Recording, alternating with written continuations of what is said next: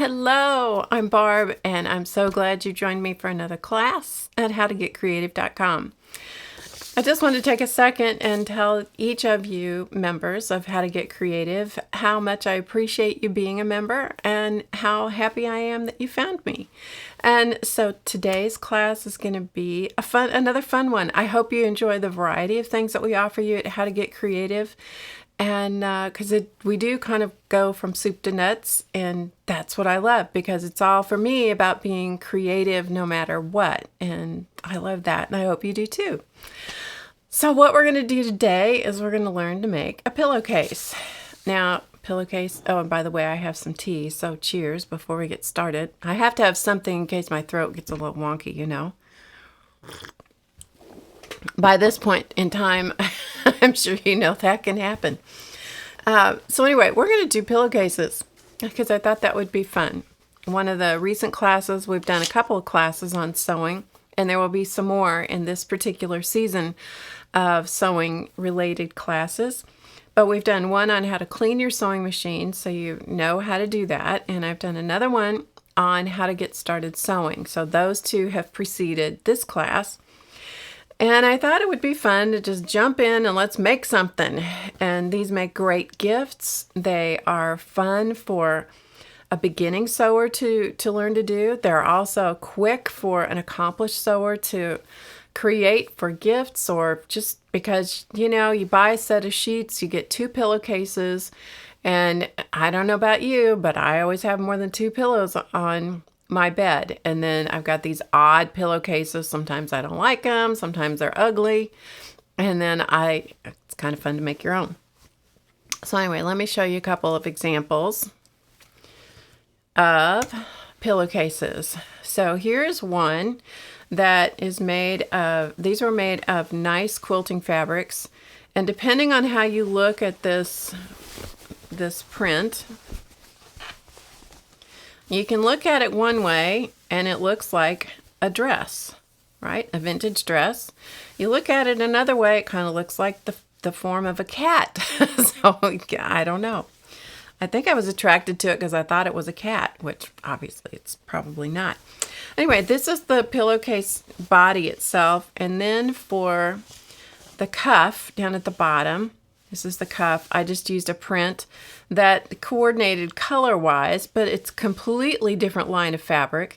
But I thought that was fun to do. And then because I wanted to break it up, I added this little flange of contrasting color. And so that is one of the examples. And here's another one. You can always do seasonal pillowcases, which are kind of fun. Now, this is not necessarily one of your fine quilting cottons, but, you know, it's good enough for, certainly good enough for a pillowcase. So, Christmassy kind of cute fabric.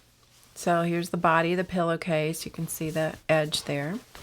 Come on down to the bottom, and then you can see the cuff is a coordinating print. It's not, again, not from the same line of fabric, but it coordinates with it color-wise.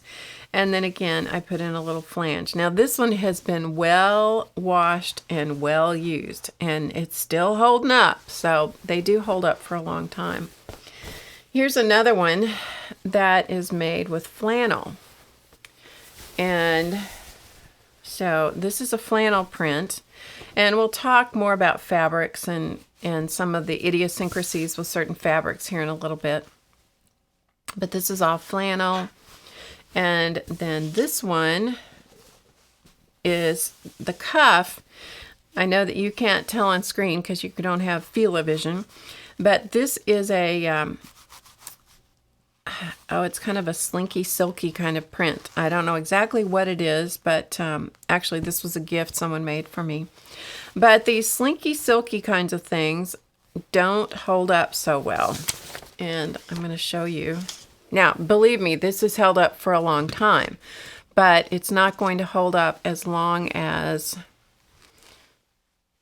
hang on just a second, I'm trying to get it in the shot for you here. So you can see right here where it's starting to unravel and come apart, right there. And so this kind of slinky, silky material doesn't necessarily hold up the way that that your cottons do. So I would definitely recommend that you start with cotton and for the whole thing. Just knowing that if you use something that's not 100% cotton fabric, that it's probably not going to hold up, you know, forever. And this one actually has, let me get my other stick here. This one actually has piping. Instead of the flange, it has a piping in here. So it's a corded piping that's been used in that one. So there are lots of options, but it's just fun to have something extra between the pillowcase, body itself, and the cuff. So how do you get started? Well, you got to start with fabric. And you got to start with measurement.